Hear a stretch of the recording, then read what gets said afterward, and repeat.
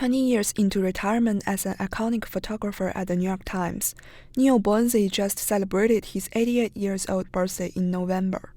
During his 40-year-long career, he documented remarkable moments of people and events, and created some of the greatest New York City newspaper photos for the latter half of the 20th century. His friends and former Times senior editors convinced him to hand over his works, and curated an exhibition, Vintage Boenzi, at Midtown Manhattan. I got the pleasure of working with him for, almost 20 years.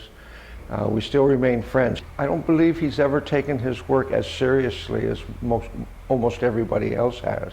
He kind of just takes it, as for granted that it's what he did, and he didn't think it's that big a deal. But the fact is, he's one of the best photographers that's ever worked in New York City.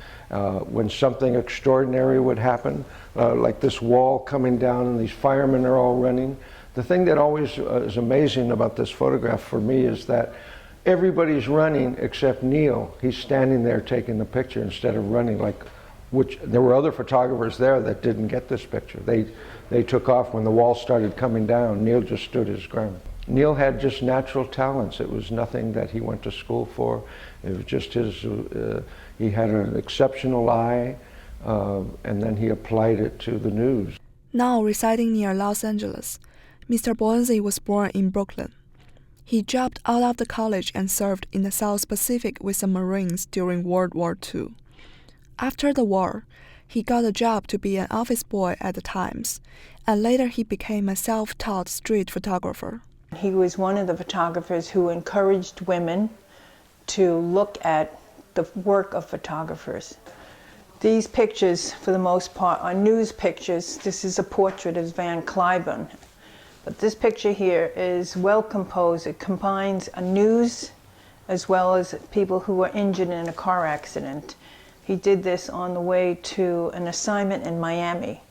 He wasn't assigned to this, he just stopped his car. That's the type of news photographer he is. So I would send Neal out on jobs. Most of them he didn't like. And then there were people he was meant for, like Mayor Koch.